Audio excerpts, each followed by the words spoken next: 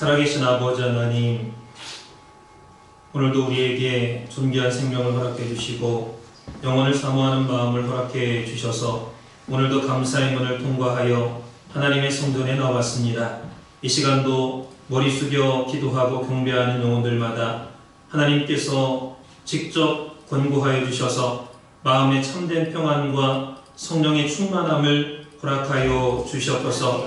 우리 속에 품고 나온 영혼들까지도 동일한 은혜로 주장하여 주시고 또한 날마다 믿음에서 믿음에 이르는 성장과 발전과 진보의 역사를 허락하여 주시옵소서. 이 시간 마음과 정성과 뜻을 다해 드리는 수요 족보 예배를 통하여 영광 받아 주시고 예수 그리스도의 보혈의 피로 말미암아 깨끗하게 씻음받는 또 우리 영혼과 생각과 마음이 정결케 되는 역사가 있도록 주장하여 주시옵소서. 나라와 민족을 위해서 기도했습니다. 대한민국을 기억하여 주시고 만세전에 택정해 주시고 또한 불러주셔서 귀한 구속사의 말씀을 맡겨주심에 감사함을 드립니다. 마지막 때 말씀을 맡은 자로서의 사명을 잘 감당할 수 있는 대한민국이 될 수 있도록 인도해 주시고 하루속히 평화 통일을 이루고 전 세계 인류를 아버지 앞으로 인도하는 부강한 나라가 될 수 있도록 인도하여 주시옵소서. 무엇보다도 국민들 한 사람 한 사람의 양심이 회복되게 하시고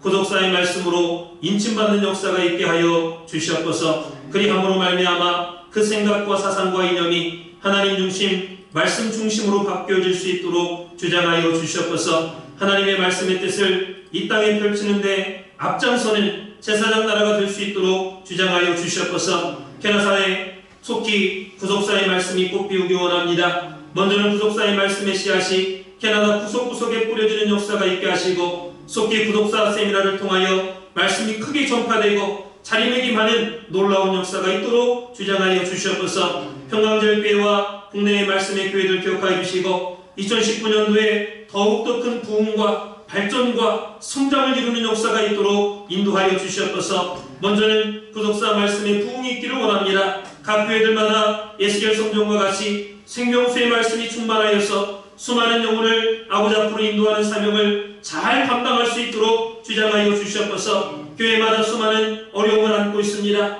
질병의 문제, 이단의 문제, 또한 물질적인 문제, 영혼의 문제, 분쟁의 문제, 성장의 문제, 각종 문제들이 간절히 하나님 앞에 기도할 때에 구속사 말씀 안에서 형통으로 해결되는 역사가 있도록 주장하여 주시옵소서. 캐나다 한수만교회를 위해서 기도합니다. 이곳 옥빌 한모퉁이에 말씀의 제단을 세워주시고 주의 백성들을 불러 모아주셔서 함께 모여서 교제하고 신앙생활에 나갈 수 있는 터전과 또한 성전과 환경을 마련해 주심에 감사드립니다. 주님, 보이는 성전도 구석구석마다 보수되어야 될 곳이 많지만은 먼저는 보이지 않는 우리 산수만교회 성도님들 마음의 성전들이 깨끗하게 또한 거룩하게 변화되고 또한 구속사의 말씀의 보석들로 가득가득 채워지는 역사가 있도록 인도하여 주시옵소서. 그 나라 갈 때까지 아버지를 사랑하고 성전을 사랑하고 또한 말씀을 사랑하고 우리 성도님들을 사랑할 수 있는 마음이 충만할 수 있도록 인도하여 주시옵소서. 오늘 어버이날입니다. 말씀으로 우리를 낳아주시고 우리에게 영적인 아버지가 되어주셔서 시마다 때마다 우리를 권고해 주시고 말씀으로 양육해 주시는 아버지 하나님 진심으로 감사드립니다. 마태복음 5장 9절 말씀처럼 화평케 하는 자는 복이 있나니 저희가 하나님의 아들이라 일컬음을 받을 것이라 했습니다. 우리 각자가 가는 곳마다 화평케 하는 자가 되어서 우리의 빛을 사람 앞에 비추게 하여 우리의 행실을 보고 하늘에 계신 아버지 앞에 영광 돌릴 수 있는 우리 산소만교회 모든 성도님들 될 수 있도록 주장하여 주시옵소서. 산소만교회 각 가정마다 육신의 부모님들을 허락해 주심에 감사드립니다. 특별히 믿음의 부모님들 허락해 주심에 감사드립니다. 자녀된 우리들 부모님께 진심으로 공경하고 또한 효도하고 기도해드릴 수 있는 우리 자녀들에게 도와주시고 우리의 부모님들 영육간에 더욱더 건강하여서 그 나라 갈 때까지 불편함 없이 아버지 하나님을 섬기고 기도 쉬는 일을 범치 않도록 주장하여 주시옵소서. 오늘도 귀한 말씀을 듣기 원합니다. 우리의 마음의 문을 활짝 열어주시고 우리 귀에 또한 인쳐주셔서 하나님의 말씀을 들을 때마다 깨닫는 역사가 있도록 주장하여 주시옵소서. 우리의 마음이 하나님의 말씀의 빛으로 환해지는 축복된 역사만 있도록 주장하여 주시옵소서. 이 모든 말씀 빌고 나올 때에 거룩하신 예수님의 이름 받들어 간절히 감사드렸사옵나이다.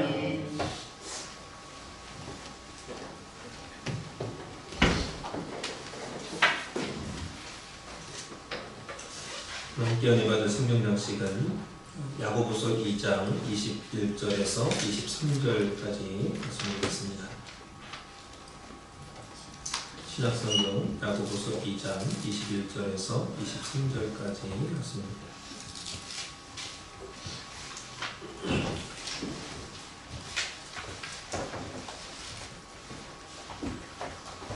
사신 읽어보셔야 공부하겠습니다. 21절 말씀. 우리 조상 아브라함이 그 아들 이삭을 제단에 드릴 때에 행함으로 의롭다 하심을 받은 것이 아니냐. 내가 보거니와 믿음이 그의 행함과 함께 일하고 행함으로 믿음이 온전케 되었느니라. 이에 경에 이른바 아브라함이 하나님을 믿으니 이것을 의로 여기셨다는 말씀이 응하였고 그는 하나님의 것이라 칭함을 받았나니. 이는 하나님의 말씀입니다.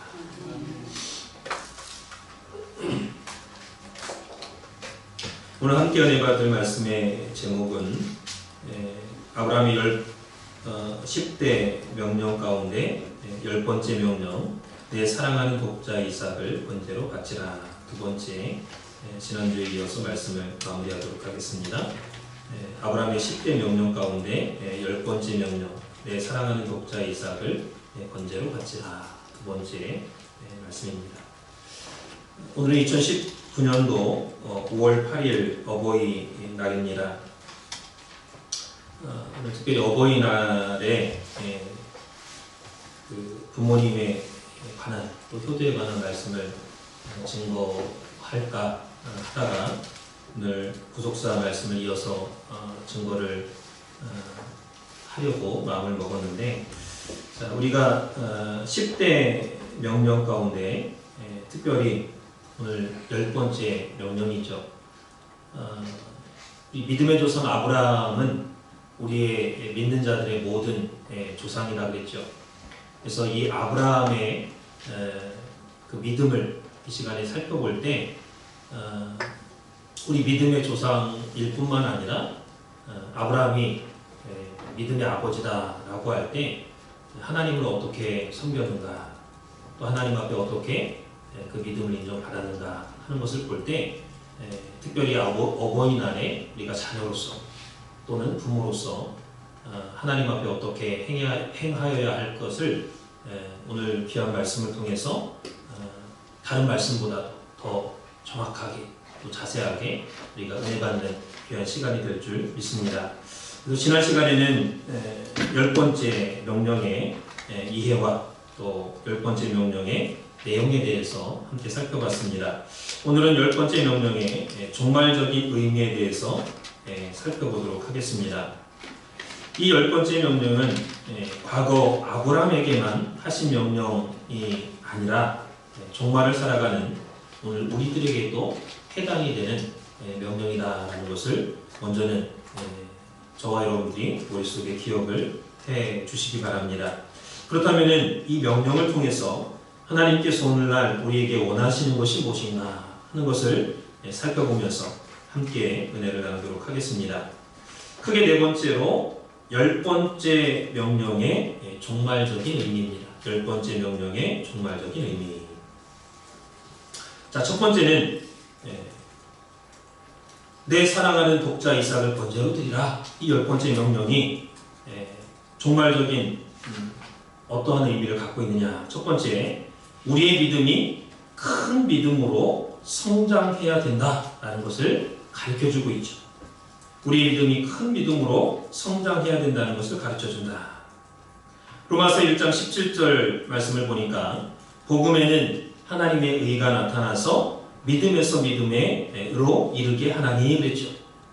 그래서 분명히 믿음이 있으면 그 믿음이 가만히 있지 않고 더 나은 믿음으로 나아가게 이르게 한다, 이렇게 말씀을 하고 있습니다. 그래서 오늘 우리도 마찬가지죠. 예수 믿고 우리가 구원을 받았다고 할 때 구원받은 것이 다가 아니라 우리의 믿음이 점점점 더 커지고 성장해야 된다는 것을 가르쳐주고 있습니다. 그래서 하나님께서 이 10번째 명령을 하셨을 때에 아브라함은 그 명령을 순종해서 이삭을 하나님 앞에 번제로 바쳤습니다. 그리고 아브라함이 이삭을 바쳤을 때에 하나님께서 이제야 내가 나를 경외하는 줄을 아노라. 이렇게 말씀하시면서 아브라함의 믿음을 인정해 주셨죠. 여기 경외라는 것은 히브리어로 야레, 하나님을 두려워하는 큰 믿음을 가리킵니다. 그러니까 여러분들이 물론 지난 시간에 원롱사님을 통해서 이 경외라는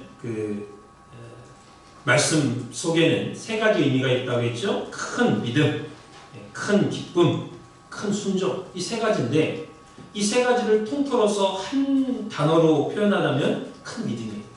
경외라는 것은 하나님을 믿는 큰 믿음을 말합니다. 큰 믿음. 그래서 오늘 우리들도 믿음이 점점점 큰 믿음이 있다는 것은 작은 믿음이 있다는 거잖아요. 그러니까 믿음이 다 똑같은 게 아니라 작은 믿음에서 점점 큰 믿음을 가져야 된다. 믿음이 성장해야 된다라는 것을 이 창세기 22장의 말씀을 통해서 우리가 깨달을 수 있다는 것이죠.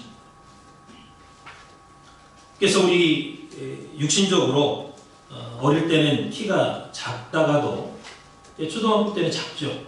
그러나 중학교, 고등학교 이렇게 올라가고 대학교 올라가면서 키가 자라나는 것처럼 오늘 우리의 믿음도 신앙생활을 오래 할수록 점점 더 믿음이 커지고 또 성장해야 된다는 것을 말씀하고 있습니다. 그래서 성경을 보면 예수님께서 내 믿음이 크도다 이렇게 인정하신 사람들이 나오죠. 첫 번째는 가나안 여인입니다. 수르보니게 여인이죠. 가나안 수르보니게 여인. 그래서 어느 날 이 가나안 여인이 자신의 딸이 흉악한 귀신이 들렸으니 예수님 좀 고쳐주십시오 하고 예수님께 찾아왔습니다. 다윗의 자손이여 나를 불쌍히 여겨주소서. 예수님께 무릎 꿇고 매달렸을 때에 예수님께서 시험하셨어요. 어떻게 시험하셨느냐? 자녀의 떡을 취해서 개들에게 던짐이 마땅치 않도다 했습니다. 이게 무슨 뜻입니까? 야, 너 같은 개 같은 여자한테는 내가 떡을 줄 수가 없다. 내 자녀한테 주기도 바쁜데 왜 걔한테 주느냐? 이방인한테. 너 이방인이잖아. 너 나 믿지도 않잖아. 그 말씀이에요 지금. 보통 사람들 같으면 팔을 걷어붙이고 예수님께 따졌을 거예요. 그러나 이 여인은 예수님, 개들도 주인의 상에서 떨어지기는 부스러기를 받아먹지 않습니까? 부스러기라도 좋으니 나에게 좀 남는 은혜를 좀 베풀어 달라. 자기 자신을 낮춰가지고 간절히 지금 요청하고 있는 거예요. 그 순간 예수님 깜짝 놀랬지. 여자야, 내 믿음이 크도다. 인정해 주셨어요. 다같이 마태복음 15장 26절에서 28절까지 한번 읽어보도록 하겠습니다. 마태복음 15장 26절에서 28절.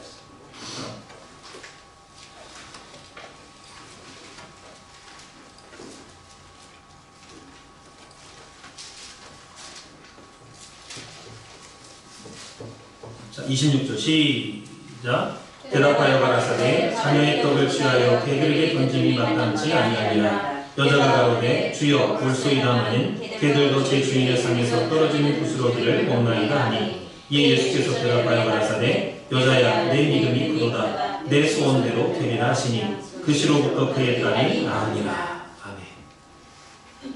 이게 분명히 하나님께서 또 예수님께서 이 여인의 믿음을 인정해 주셨어요. 내 믿음이 크도다. 내 소원대로 이루어질지로다. 그래서 그 딸이 나음을 입었다 그랬죠. 두 번째로 이 백부장의 믿음을 인정해 주셨죠. 백부장의 마태복음 8장 10절 말씀을 보면 예수님께서 내가 이스라엘에서 이만한 믿음을 만나보지 못했다 이렇게 말씀하고 있는 장면을 볼 수 있습니다. 그래서 이 백부장이 예수님에게 찾아와서 예수님, 내 하인이 지금 중풍병으로 몹시 괴로워하고 있습니다. 좀 고쳐달라고 부탁을 했어요. 예수님께서 이 백부장의 말을 듣고 야, 참 자신의 아들이나 자신의 가족, 자기 자신을 고쳐달라고 이렇게 요구하는 게 아니라 자기 하인. 이 당시만 해도요, 하인을 함부로 이렇게 죽인다 할지라도 아무 소리 못해.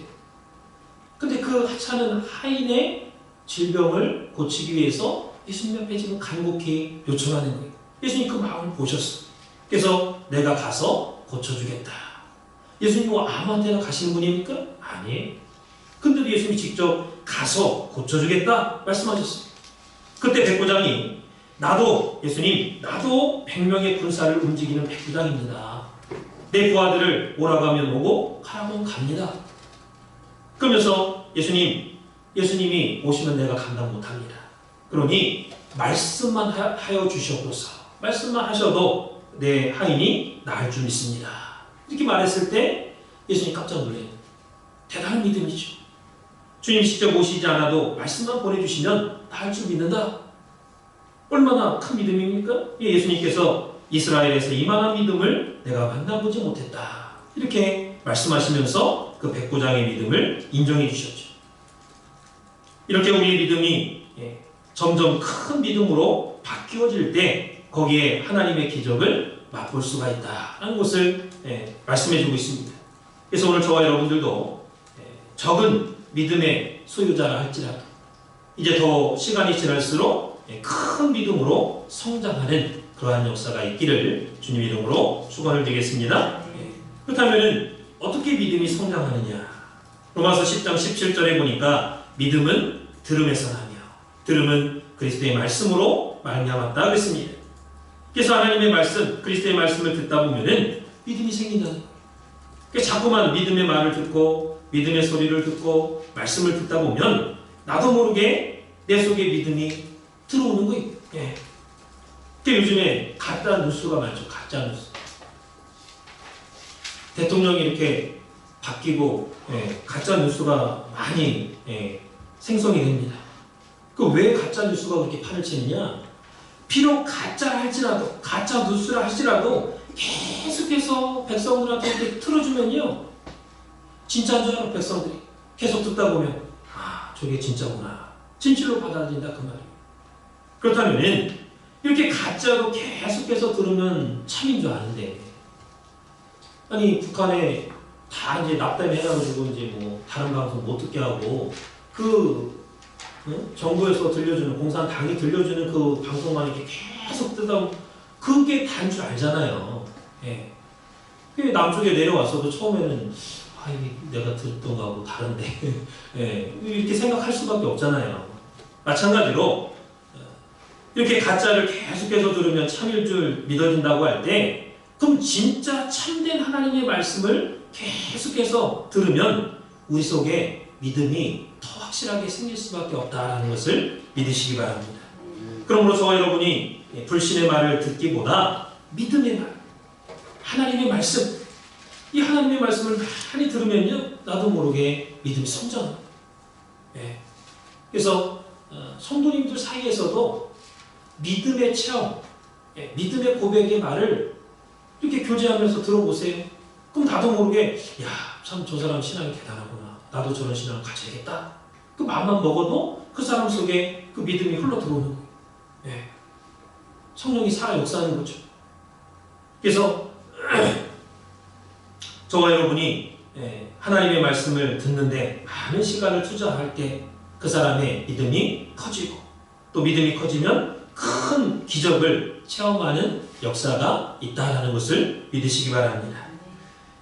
그 다음에 두 번째로 이 10번째 명령의 종말적인 의미, 두 번째는 우리의 신앙이 어린아이의 차원의 신앙에서 장성한 자의 차원의 신앙으로 성장해야 된다는 것을 가르쳐주고 있죠. 어린아이 차원의 신앙에서 장성한 자의 차원의 신앙으로 성장해야 된다는 것을 10번째 명령의 종말적인 의미를 통해서 살펴볼 수 있습니다. 그래서 3살, 4살 정도 된 아이들이 엄마, 아빠한테 재롱을 부리죠. 그럼 얼마나 이쁘고 사랑스러운지 몰라요. 근데 문제는 다 큰 어른이 25살 먹은, 30살 먹은 어른이 이 직장에 가가지고 취직해서 자기 앞가림하고 가정을 이루고 살아가야 할 그런 어른이 아직도 어린 아이처럼 3, 4살짜리 아이처럼 엄마 아빠 앞에서 잼잼하고 재롱을 피운다면 이 부모님 마음이 어떻겠어요? 즐거운 게 아니라 한탄스럽죠. 저런 새끼가 커서 언제 어른이 될까? 우리 신앙도 마찬가지라니 어린아이의 차원의 신앙에서 장성한 자의 신앙으로 자라나야 돼. 자라나야 돼. 왜 그러냐? 경외라는 것은 큰 믿음이라고 했죠. 큰 믿음이 있다는 것은 작은 믿음이 있다는 거예요. 그래서 이 아브라함이 이 경외의 신앙을 인정받았다라고 할 때 과거에는 그 경외, 큰 신앙이 아니었다는 거예요. 처음부터 큰 신앙이 아니었다는 거예요. 작은 신앙이었지만 점점 자라나서 경외, 큰 신앙으로 인정을 받았다는 사실이죠. 그렇다면은 어린아이 차원의 신앙과 장성한 자의 차원의 신앙을 한번 비교해서 살펴보도록 하겠습니다. 먼저 어린아이의 신앙은 이 어린아이는 항상 가르침을 받는 그런 수준이기 때문에 가르침을 받는 자다. 성경은 말씀을 하고 있습니다. 그러나 장성한 자의 신앙은 선생의 신앙이죠. 선생. 그게 가르치는 자. 그게 어린아이 차원의 신앙이 가르침을 받는 신앙이라면 장성한 자의 차원의 신앙은 가르치는 신앙이죠. 히브리서 5장 12절에 말씀하고 있습니다. 그 다음에 어린아이 차원의 신앙은 항상 젖을 먹는다 그랬어요. 젖을 먹는다. 이게 쉬운 말씀만 드는 거예요. 어려운 말씀, 나한테 유익이 안 되고 나를 찌르는 것 같은 말씀은 안 받아. 도로 토해내. 뱉어냅니다. 이해가 안 된다고 하고 참 이상하다고 하나님 말씀이 왜 이렇게 이상하지? 그러면서 안 받아요. 그리고 장성한 자는 단단한 식물을 씹어먹는다 그랬죠. 다 소화시키고 또 말씀을 주더라고요. 히브리서 5장 13절 14절이죠. 그 다음에 어린아이들은 선악을 분별하지 못한다고 했습니다. 근데 반면에 장성한 자는 선악을 분별한다고 했습니다.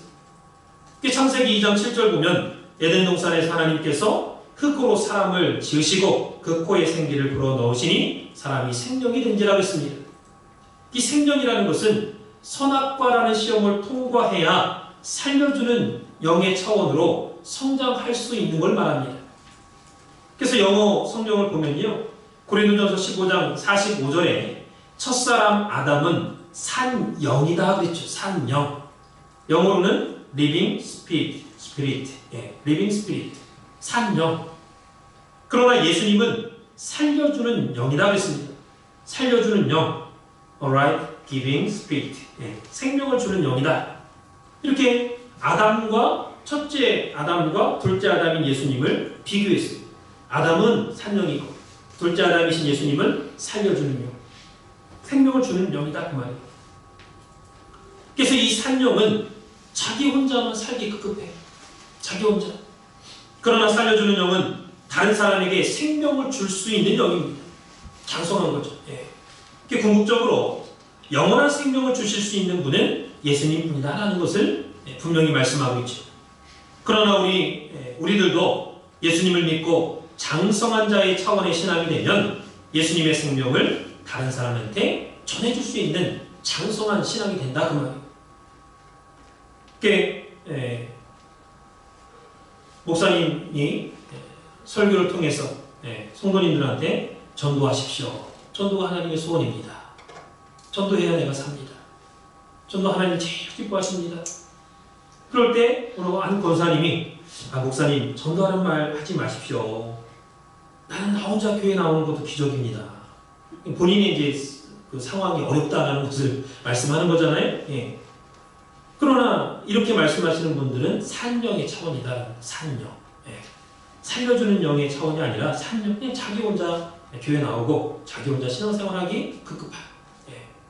아무리 오래 신앙생활을 했어도. 그래서 이 아담은 어린아이의 차원의 신앙, 생명 차원의 신앙에서 살려주는 영의 차원으로 올라가야 되는, 성장해야 되는 그러한 사람이었는데, 생명의 사람이었는데 선악과라는 시험을 통과하지 못했기 때문에 이 살려주는 영의 그러한 장성한 자의 신앙으로 올라가지 못했다라는 거예요.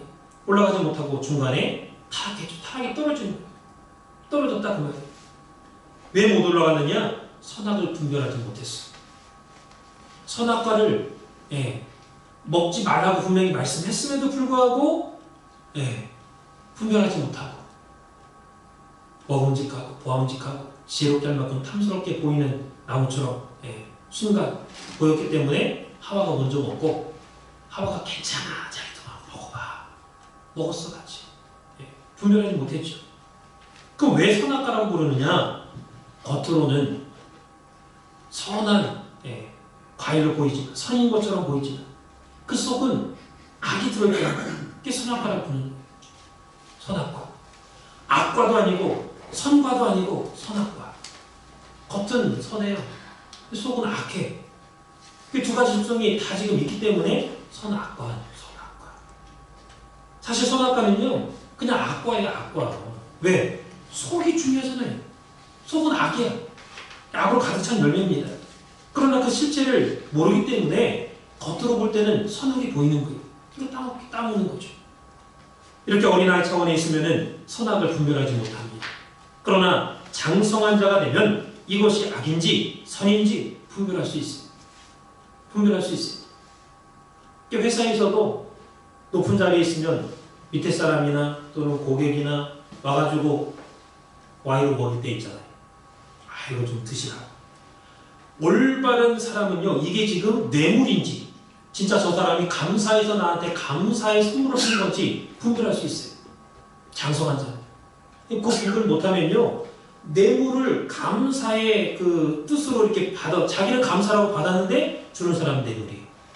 그 분별 못하고 함부로 받잖아요? 다 잘리는 거예요. 요즘 뭐 다 CCTV 있잖아요. 준 자, 받은 자 확실하게 찍히잖아요. 야, 누가 얼마큼 먹었더라. 다 소문나는 거예요. 그러니까 장성한 자는 지금 상황 판단을 딱 하는 거죠. 아, 요게 지금 내가 좋아하는 돈이긴 하지만 요거 먹으면 내가 죽는다. 요거 악이다. 악. 감사해서 주는 게 아니라 나를 일부러 지금 해하려고 주는 거구나. 이거 먹었다면 농약이구나. 이거 주는구나. 안 먹어. 분별하고. 아담과 마찬가지. 이거 분별했으면요. 선악과 아담도 마찬가지. 하나님 앞에 분명히 말씀을 들었음에도 불구하고 들었어도 이게 먹어 괜찮아니까 먹은 거예요. 분별 못했어요. 못했어요. 그래서 그 다음에 어린아이의 차원은 육신에 속한 자들이라고 했어요. 육신에 속한 자. 어린아이 차원의 신앙은 육신에 속한 자. 예수님을 믿고 교회 다니기는 하지만은 여전히 세상이 좋아. 노는 게 좋고 즐기는 게 좋고. 그러니까 양다리를 거치는 거. 교회도 한 발 거치고 세상에도 한 발 거치고. 이렇게 양다리를 거치고 있는 사람은요, 결국에는 육신에 속한 자가 된다는 거예요. 그러나 장성한 자는 신령한 자다 그랬죠? 고린도전서 3장 1절 2절 말씀 보니까 장성한 자는 신령한 자다 그랬어요. 히브리서 6장 1절 2절에는 어린아이는 말씀의 초보에 머물러 있는 신앙이라고 했습니다. 말씀의 초보. 그러나 신앙이 장성한 자가 되면 말씀의 완전한 대로 나간다 그랬습니다. 완전한 데까지 나간다. 히브리서 6장 1절 2절이죠. 그래서 신앙의 초보만 붙잡고 있어. 맨날 부활, 맨날 세례, 이것만 강조해. 신앙에 장성하면 완전한 대로 나가는 거예요. 변화의 말씀까지 나가는 거예요. 창세기 15장 6절에 하나님께서 아브라함에게 하늘의 별과 땅의 모래를 보여주면서 내 자손이 이와 같이 많아지리라. 아브라함이 믿으니 이를 저의 의로 여겨주셨다 그랬죠. 아브라함이 하나님께서 말씀하신 것을 믿었을 때 의롭다고 의를 허락해 주셔서 의롭다. 그런데 이 의를 받았지만은 완전한 신앙은 아니에요. 완전한 신앙. 그래서 창세기 22장에 와서야 비로소 네가 나를 이제야 경외하는 줄 내가 알았다. 경외, 큰 신앙으로, 완전한 신앙으로 인정받을 때까지는 그 오랜 시간이 흐른 거예요. 창세기 15장에서 22장까지는 오랜 시간이 흐른 거예요. 그래서 오늘 저와 여러분들도 어린아이의 차원의 신앙에서 장성한 자의 차원의 신앙으로 성장해야만 된다는 것. 그래서 성장해야만이 하나님께서 기뻐하신다는 것. 그래서 저와 여러분들이 언제까지 배우는 학생이라고 생각하면 안 돼요. 때가 되면 때가 오래므로 너희가 마땅히 선생이 되어야 할 터인데 자기 자녀도 안 가르쳐, 자기 구역 식구도 안 가르쳐, 자기 자신도 안 가르쳐, 맨날 배우려고만 해. 배우려고 해. 맨날 학생만 좋아하고 가르침 받는 것만 좋아하고 그럼 정상이 아니다 그 말이죠. 때가 되면 가르칠 수 있어야 돼. 가르칠 수 있어야 돼. 성장해야 된다 그 말이에요. 왜 그러냐? 남을 가르쳐 봐야, 남을 이렇게 남한테 내 속에서 다른 사람한테 설명을 해봐야 내가 알고 있는 그 말씀의 지식이 정확하게 내가 알고 있는지 확실하게 내게 되는 가르칠 때. 가르쳐보지 않고 다른 사람한테 설명해보지 않으면 그냥 아는 것 같은데 막상 물어보면 몰라. 안 나와. 내게 아니죠. 예. 내 건 것 같지만 내게 아니에요. 가르칠 때는 내가 생각하는 거, 내가 믿는 거, 내가 내 안에 있는 거를 이렇게 꺼내서 얘기하는 거잖아요. 설명하는 거잖아요. 그러려면은 많이 생각해야 되고, 이게 내가 확실히 내가 체험이 있고 믿어져. 그럼 믿어지는 걸 중요하는 거죠. 그러니까 가르칠 때 정확하게 내 것이 된다는 거. 다시 한번 내가 정리가 돼, 정리가. 예. 그래서 사람의 인생에도 배울 때가 다 있죠. 그래서 이 배울 수 있을 때 배워야지 때를 놓치면 배우기 힘들어요. 배우기 힘듭니다. 만사에는 때가 있죠. 그래서 저와 여러분에게 말씀을 배울 수 있는 기회가 주어졌을 때 그 기회를 붙잡고 열심히 배워야 됩니다. 그리고 맨날 배우는 게 아니에요. 때가 차면은 이제 가르칠 수 있는 단계에 다다르면 가르칠 때가 또 온다 그 말이에요. 그래서 기회는 찾아오는 게 아니죠. 어떤 그 애니메이션 작가가 기회를 사람 모양처럼, 사람의 모습처럼 그렸는데, 이 기회라는 그 사람을 모습을 그린 것을 보면은 앞머리는 길게, 앞에 머리는 길어, 뒷머리는 대머리, 머리가 없어요. 그래서 이 기회라는 것은 앞에서 이렇게 나타났다 할 때 딱 발견했다고 그때 잡아요. 앞머리 잡을 때는 머리가 기니까 그냥 잡으면 잡혀요. 기회다 할 때 잡아요. 기회는 기회인 것 같은데 하면서 나중에 좀 이따 잡자. 그래서 이게 잡으려고 하면 벌써 지나치면은 뒤를 잡으려고 하면 머리가 없어. 뒷머리는 없어. 대머리야. 앞머리만 길고. 그래서 뒤를 잡으려면은 안 잡혀. 기회는 벌써 조금만 이게 기회인가 하고 벌써 지나가버리면 없어요. 못 잡아. 버스 떠는 거예요. 이렇게 기회는 앞에서는 쉽지만 한번 지나간 다음에는 참을 수 없다 그 말이에요. 그래서 인생에 있어서 기회는 찾아오지 않죠. 빠르게 지나가 버리고 왔다 싶은데 벌써 지나갔어. 그게 정신 바짝 차리고 왔다 싶으면 잡아야죠. 여러분 교회 안에서 여러분 각자 맡고 있는 직분 마찬가지입니다. 직분 마찬가지. 권사나 집사나 장로나 성도나 다 직분이 그냥 쉽게 그냥 주어지는 게 아니라 그 기회가 왔을 때 아멘 하고 내가 잡아야 돼. 하나님의 일을 할 수 있는 직분이나 사명이나 또 뭐 남성계 뭐 회장, 부회장, 뭐 총무 다 직분 이게 마찬가지. 기회가 왔을 때 잡아야 그런 그 하나님의 일을 할 수 있는 또 직분을 갖고 있어야 내가 사명감도 생기는 거고 실제로 일할 수 있는 근거가 마련이 되는 거예요. 그게 없어. 그럼 나는 직분 싫고요. 내가 알아서 뭐 교회에서 내 나름대로 하겠습니다. 그런 사람이 열심히 한 번 봤어요. 열심히 물론 자기 나름대로 열심히 할 수는 있겠지만 이 직분이라는 거 안에서 다 이렇게 충성할 수 있는 기회와 여건과 환경이 마련이 되잖아요. 그래서 언제까지나 우리가 가르침을 받는 자로만 있는 것이 아니라 장성한 신앙이 되면 선생이 되어서 가르칠 수 있는 그러한 수준에까지 성장해야 된다라는 것을 기억하시기 바랍니다. 그래서 세상 종말에 마지막 세상 종말에 이를 때에 젖 먹이는 자에게는 화가 있다고 했어요. 젖 먹이는 자. 그 마지막 때는 단단한 식물을 먹어야지 젖을 먹어서는 안 된다. 젖을 먹었어요. 다 성장한 사람한테는 단단한 식물을 먹어야 충분한 영양이 공급될 수가 있잖아요. 마지막 때가 가까울수록 우리의 신앙이 어린 아이처럼 이렇게 보살펴줘야 되고 하나하나 챙겨줘야 되고 그게 아니라 다른 사람을 이렇게 배려할 수 있는 챙겨줄 수 있는 그런 장성한 자의 신앙이 돼야지. 왜 그러냐? 종말이 가까울수록 믿음을 찾아보기 힘들어. 그 말은 뭐예요? 환난이 세다 그 말이에요. 바람이 세고 환난이 세고 어려움이 세. 그래서 믿는 자가 없어. 다 떨어져 나가. 믿음을 지킬 수가 없어.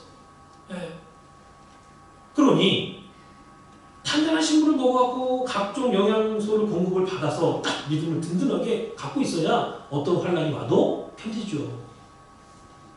이게 누가복음 18장 8절에 인자가 올 때 믿음을 보겠느냐. 믿음 찾아보기 힘들어. 믿는 자 찾아보기. 그만큼 환란이 세다 그 말. 그래서 단단한 식물이 뭐냐? 다 같이 히브리서 5장 12절에서 14절 읽도록 하겠습니다. 히브리서 5장 12절에서 14절 단단한 식물에 대해서 말씀하고 있죠.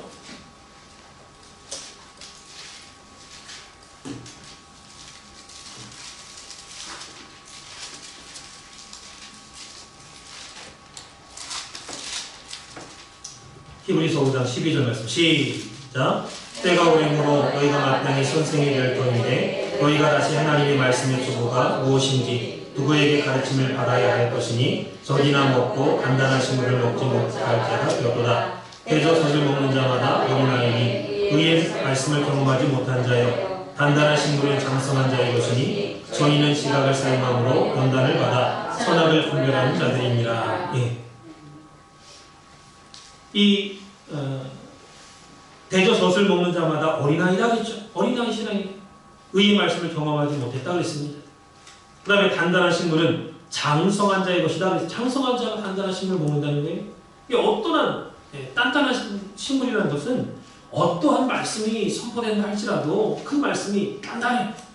해석하기가 어렵고 깨닫기가 어렵고 또 나에 대해서 나의 죄를 밝히 드러내고 나를 찌르고 하는 그런 단단한 말씀이 선포된다 할지라도 그 장성한 자는 지각을 사용해갖고 선악을 분별하고 이 말씀이 이 뜻이구나. 내가 회개해야겠구나. 내가 뭘 잘못했구나. 깨달아. 알아요. 이게 말씀이 걸리면 되지 않죠. 어떤 말씀? 그 단단한 자의 신앙이, 장성한 자의 신앙이 돼야 된다. 장성한 자는 단단한 식물을 먹을 수 있다 그랬어요.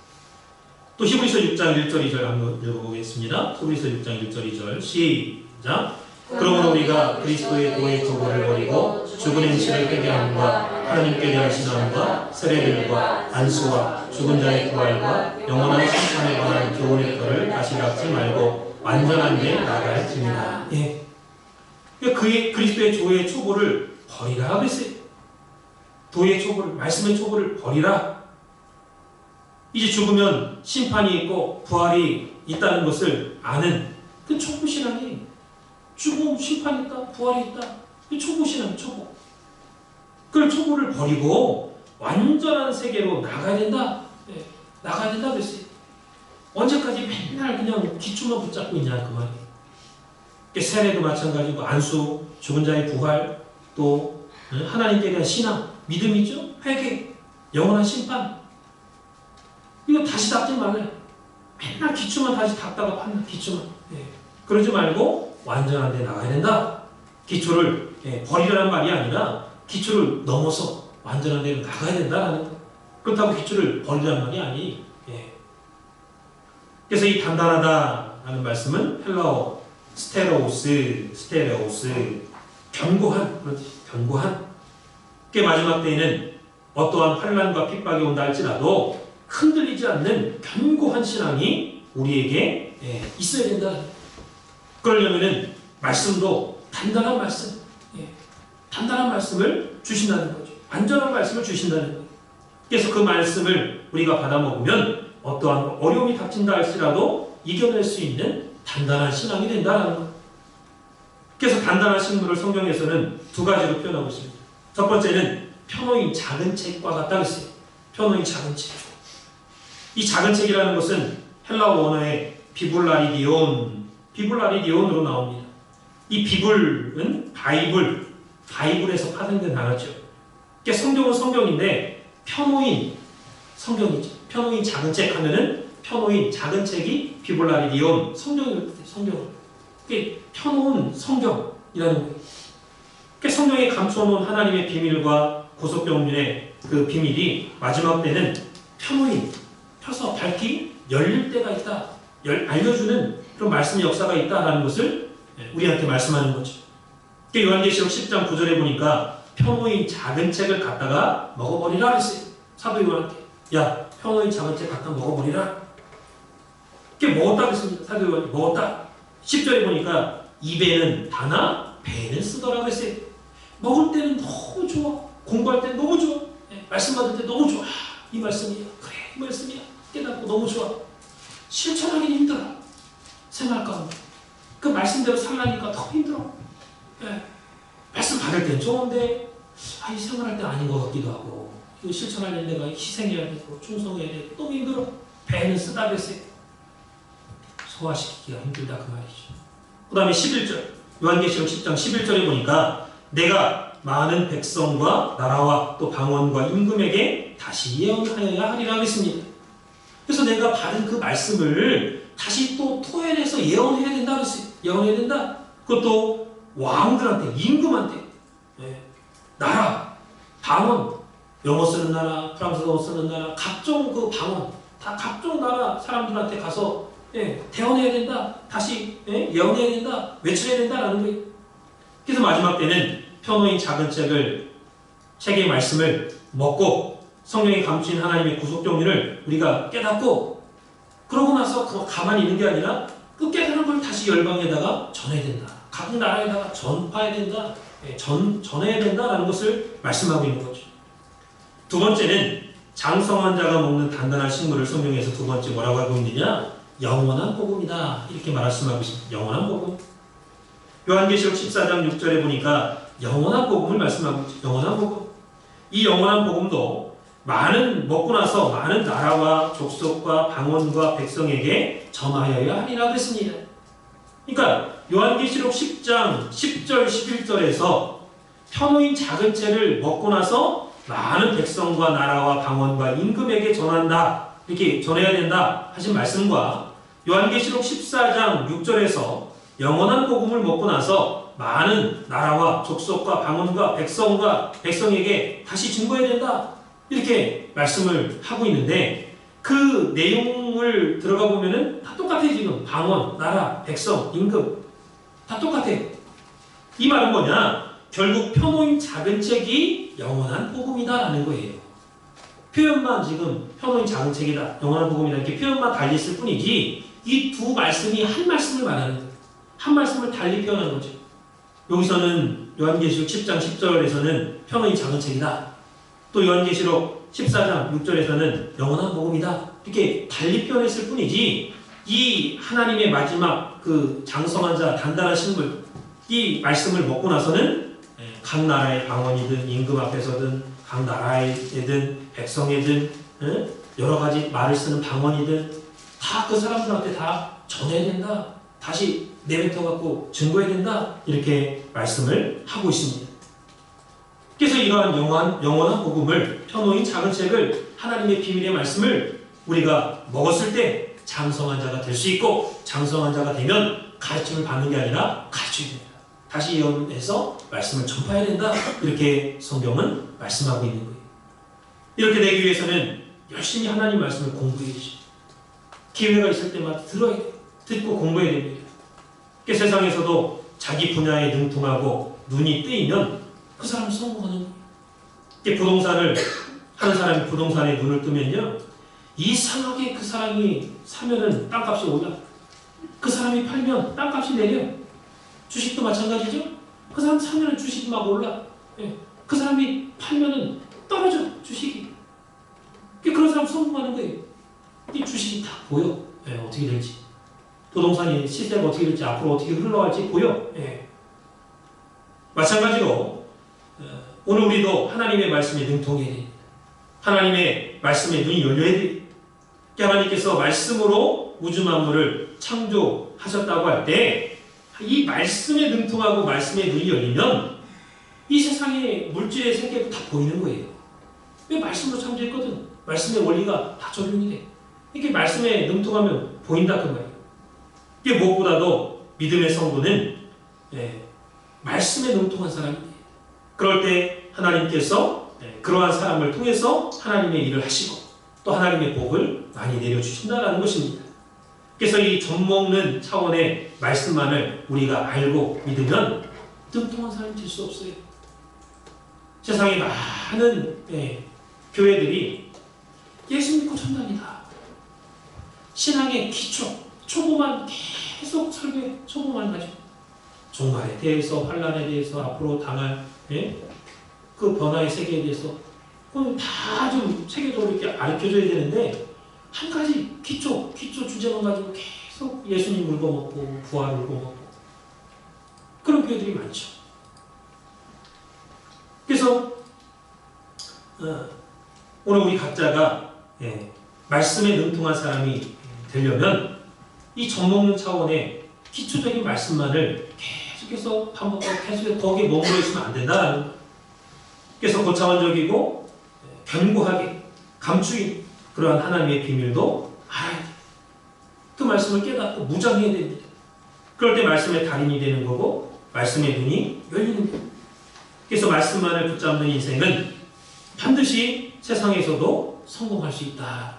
잘 된다라는 거예요. 다 함께 요한계시록 10장 9절 10절 말씀을 같이 읽겠습니다. 요한계시록 10장 9절 10절 말씀. 요한계시록 10장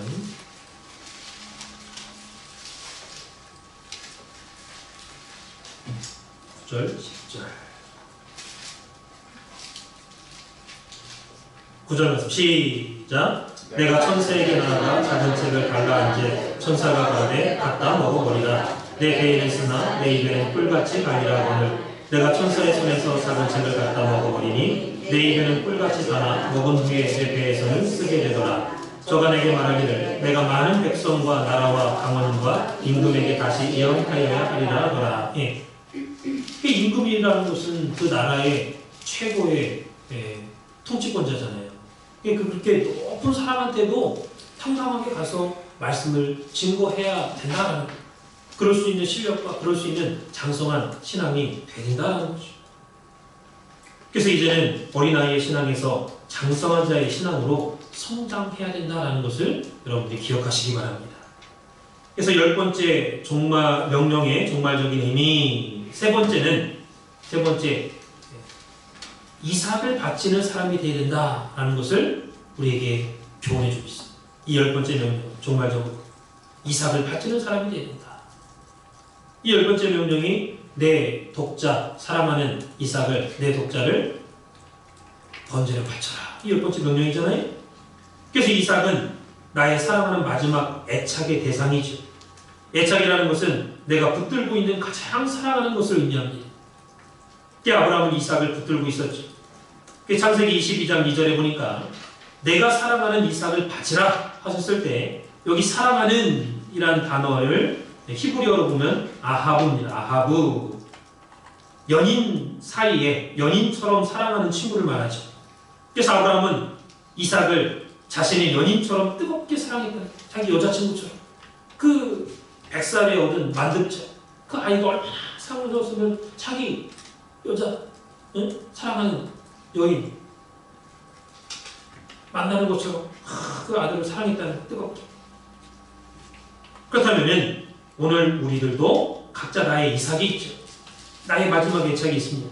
나의 이삭을 하나님 앞에 바칠 수 있을 때 하나님은 내 믿음이 큰 믿음, 장성한 믿음이구나 이렇게 인정을 해주신다는 것이죠. 창세기 15장 6절에 아브라함이 하나님을 믿으니 하나님이 이를 그의 의로 여기셨다 그랬죠. 이때가 아브라함 나이 84세입니다. 페프로정 맺을 때. 그러면 아브라함이 이삭을 바칠 때는 창세기 22장이죠. 22장 12절. 이제야 내가 나를 경외하는 줄을 내가 아노라. 이때가 아브라함의 나이 136세 이전이죠. 네. 그 사라가 그 모리아 산에서 아브라함이 이삭을 바친 사건, 그 사건 지나서 얼마 있다가 사라가 죽었는데 사라의 나이가 127세였다라고 했습니다. 아브라함과 사라가 10년 차이 나니까 그러니까 137세 아브라함 137세 사라 127세에 사라가 죽은 거예요. 그 죽기 전에 일어난 사건이에요. 아브라함이 이삭을 바칠 때 사건은. 그러면은 아브라함이 137세 이전에 일어난 거죠. 한 136세 이전에. 그때 이삭을 바친 사건이 일어났다라는 거. 예를 들어서 133세에 일어났다. 이삭을 바친 사건이. 그렇게 추정을 해보면 84세부터 133세까지 하면 49년, 횟수는 50년입니다. 50년.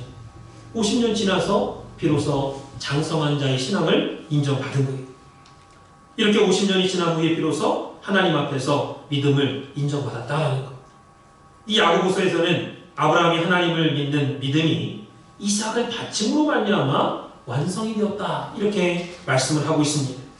야고보서 2장 23절에 보니까 하나님이 아브라함이 여호와를 믿으니 의로 여기셨다는 말씀이 응하였다 그랬죠. 응하였다. 여기 응하였다라는 단어는 헬라어 플레로, 가득 차다, 완성되다, 그런 뜻이 응하다라는 게 가득 차다, 완성되다. 그래서 오늘 우리가 믿기만 하면 값없이 하나님이 주시는 은혜로 말미암아 의인이 됐죠. 예수를 믿음으로 말미암아 의인이 됐어요. 그런데 의인이 된 것으로 끝나면 안 돼. 결국에는 우리의 믿음이 이삭을 바치는, 하나님 앞에 이삭을 바칠 수 있는 그러한 믿음으로 완성되어야 된다, 성장되어야 된다라는 것을 말씀하고 있는 거예요. 그런데 이것도 내 힘으로 되는 게 아니라 하나님께서 우리를 그러한 환경과 그러한 목표 지점까지 인도해 주신다라는 것입니다. 다 같이 야고보서 2장 23절, 먼저 21절 먼저 볼게요. 21절. 야고보서 2장,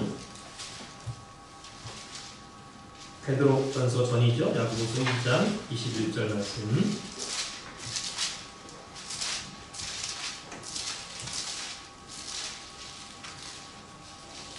21절 시작. 우리 조상 아브라함이 그 아들 이삭을 제단에 드릴 때에 행함으로 의롭다 하심을 받은 것이 아니냐. 분명히 아브라함이 그 아들 이삭을 제단에 드릴 때, 이삭을 드릴 때 행함으로 의롭다 하심을 받았다 그랬죠. 23절에 이에 경에 이른바, 다 같이 시작. 이에 경에 이른바 아브라함이 하나님을 믿으니 이것을 의로 여기셨다는 말씀이 응하였고 그는 하나님의 것이라 칭함을 받았나니. 그러니까 창세기 15장에서 아브라함이 하나님을 믿으니 이것을 그의 의로 여기셨다라는 말씀이 창세기 22장에 와서 비로소 응했다는 거예요. 그리고 나서 그는 하나님의 것이라 칭함을 받았다, 또 나의 친구다, 인정을 받았다는 거예요.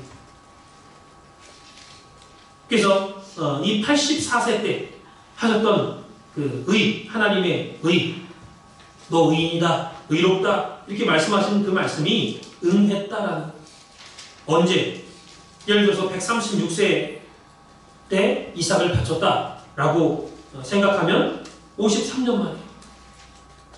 그러니까 이삭을 바친 사건이 정확하지는 않지만은 얼추 50살이나 53살 그 정도 된 거예요.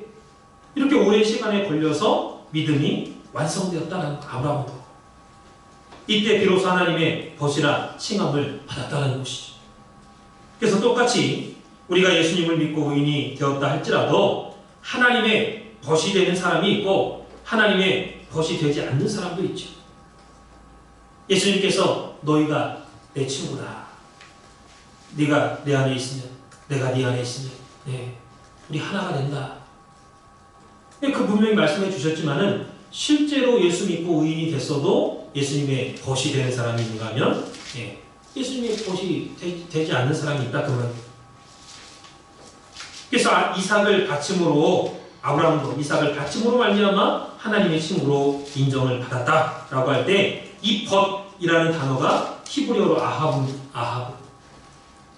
그게 내가 세상에서 가장 사랑하고 가장 강력하게 붙들고 있는 사랑하는 것을 하나님 앞에 바칠 때 그때 비로소 하나님께서도 우리를 너는 내 친구다, 내 아하브 연인, 사랑하는 연인이다, 나의 친구다, 나의 사랑하는 연인이다, 나의 아하브를 바칠 때 하나님께서 나를 아하브라고 인정해 주는 거예요. 내가 내 사랑하는, 가장 사랑하는, 애착하는 그거를 바칠 때 너 진짜 나의 친구구나, 나의 사랑하는 연인이구나, 나를 더 사랑하는구나, 네가 인정해 준다는 거예요. 그래서 하나님은 종말에 우리들도 이삭을 바칠 수 있는 믿음이 되기를 바라신다. 창성한 자의 믿음이 되기를 바란다.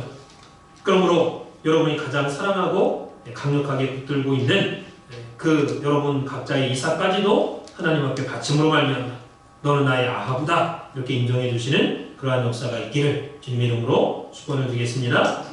마지막 네 번째는 이 10번째 명령의 종말적인 의미, 마지막 네 번째는 우리도 모리아산에 올라가는 신앙을 가져야 된다. 우리도 모리아산에 올라가는 신앙을 가져야 된다. 이 모리아 하나님의 계시, 그런 뜻이 계시. 그래서 아브라함은 이삭과 함께 모리아산에 올라갔습니다. 하나님 모리아산에서 내 사랑하는 독자 이삭을 바쳐라, 번제를 바쳐라 했을 때 모리아로 함께 올라갔습니다. 이것은 종말적으로 오늘 우리도 마지막 때에 어린 양 되시는 재림하신 주님과 함께 시온산에 올라가야 될 것을 보여주고 있는 말씀이죠. 그래서 아브라함이 이삭과 함께 모리아에 올라갔듯이 오늘 우리들도 어린 양과 함께 재림하시는 주님과 함께 시온산, 마지막 승리한 자들이 올라가는 곳이죠. 시온산에 올라가는 자가 되야 된다. 그러려면 첫 번째는 자기 것이 없어야 돼요. 자기 것이 없는 신앙이 되어야 됩니다. 오늘 우리가 왜 11조를 못 드리고 왜 헌금을 하나님 앞에 아깝게 생각하느냐? 내 거라고 생각하니까. 내 거라고 생각하니까. 11조 내 게 아니죠. 이게 모든 것이 내 것이라고 생각하기 때문에 헌금하기 어려운 거예요. 11조 하기 어렵고. 그러나 모든 것이 하나님의 것이다 이렇게 생각하면 언제든지 내놓을 수 있죠. 왜 하나님 건데? 하나님 거니까 당연히 내놓을 수가 있는 거죠. 그래서 먼저 하나님의 나라와 하나님의 의를 구하면 하나님께서 반드시 책임져 주겠다. 말씀하신 대로 책임져 주시는 거죠. 창세기 22장 12절에 내 독자 이삭이라도 내가 내게 아끼지 아니하였은즉, 이 말씀은요 네 것이 아니었다는 거예요. 아브라함이 독자 이삭을 하나님 앞에 바칠 때 자기 아들로 생각하지 않았다는 거예요. 그리고 비록 그 전에는 내 아들이라고 생각했을지 몰라도 그 바치는 순간에는 뭐예요? 내 아들이 아닙니다. 아끼지 않았다라는 것은 하나님 걸로 생각했다는 거예요. 하나님 걸로. 16절에도 아끼지 않았다. 아낌없이 하나님 앞에 바쳤다. 성경의 역사를 볼 때 위대한 신앙의 사람들은 모두 다 자기 것이라고 생각하지 않았어요. 자기 거라고. 모든 게 하나님 것이라고 여겼습니다.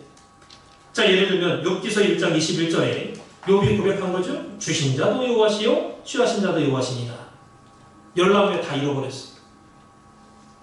이게 주신 자도 하나님, 취하신 자도 하나님. 하나님 주셨고 하나님 가져가셨다. 하나님의 이름 찬송을 받으실지어다. 아무 할 말 없다. 또 다윗도 역대상 29장 16절 보니까 모든 것이 하나님의 손으로 말미암았사오니 모든 것이 주님의 것입니다. 이 고백하고 있죠. 사도 바울도 로마서 11장 35절 36절에 보니까 모든 것이 주께로 나와서 주를 위해서 운행하다가 주께로 돌아간다 그랬어요. 시작도 주님이고 진행도 주님이고 마침도 주님의 것입니다. 이 고백했어요. 그래서 오늘 저와 여러분들도 내가 갖고 있는 달란트나 돈이나 집이나 내가 갖고 있는 그 어떠한 것이라 할지라도 자녀도 내 것이 아니라 하나님 것이다. 그러므로 하나님께서 원하시면 언제든지 드릴 수 있다. 이런 각오가 있어야 된다는 거예요. 그러면 나는 뭐 먹고 삽니까? 나는 하나님 앞에 다 내놓으면 난 뭐 먹고 살아요? 그거 걱정하지 말라는 거예요. 절대로 하나님께서 굶어 죽게 내버려 두지 않는다. 야, 공중의 새를 봐라. 들의 뱃값 봐라. 그 말씀 뭐예요? 하물며 너희일까 보냐. 언제 새들이 길쌈 수고하고 농사 짓고 그랬느냐. 그래도 하나님이 다 먹이지 않느냐, 입히지 않느냐. 하물며 너희일까 보냐. 그래서 내가 바친 것 이상으로 채워주시겠다. 그래서 오늘 아브라함처럼 내 것이 없이 기꺼이 하나님 것이라고 생각하고 하나님 앞에 바칠 수 있는 그러한 말씀의 사상을 소유한 우리 산소학교 성도님들이 되시길 바라겠습니다. 마지막 두 번째는 아브라함이 이삭과 함께 모리아에 올라갔듯이 우리도 어린 양과 함께 시온산에 오를 수 있는 그러한 신앙이 되려면 첫 번째는 자기 것이 없는 신앙이 되어야 된다고 했고, 마지막 두 번째는 어디로 인도하든지 따라가는 자가 되어야 된다. 따라가는 자. 어린 양과 함께 14만 4천이 시온산에 올라섰죠. 요한계시록 14장 1절 4절에 보니까 어린 양이 어디로 인도하든지 따라가는 자니요 그랬습니다. 따라가는 자. 그래서 오늘 우리들도 이 14만 4천의 신앙을 가지고 어린 양이 어디로 인도한다 할지라도 따라갈 수 있는, 또 따라감으로 말미암아 이제야 내가 나를 경외하는 줄 안다, 이렇게 인정을 받을 수 있는 이 산수막교회 성도님들 되시기를 주님의 이름으로 축원을 드리겠습니다. 기도하겠습니다. 살아계신 아버지 하나님, 하나님께서 아브라함에게 10가지 허락을 말씀해 주시고 그 허락한 축복을 다 이루기 위해서 10가지 명령을 내려주셨는데, 오늘 마지막 10번째 명령, 내 사랑하는 독자 이삭을 번제로 바치라고 했을 때 아브라함은 믿음으로 내 것이라고 생각하지 않고 하나님 것이라고, 하나님의 자녀라고 생각하고 믿음으로 이삭을 바쳤다고 했습니다. 살아계신 아버지 하나님, 오늘 우리 산수학교 모든 성도님들도 아브라함과 같이 큰 믿음, 경외하는 장성한 믿음의 소유자가 되어서 언제든지 하나님 앞에 하나님께서 필요하시다고 할 때에 온전하게 나 자신의 생명까지도 바칠 수 있는 감사하는 믿음의 성도님들 될 수 있도록 역사하여 주셨소서. 우리 신앙이 하나님께서 원하시는, 하나님께서 인정하는 장성한 자의 신앙까지 날마다 살아나기를 소원합니다.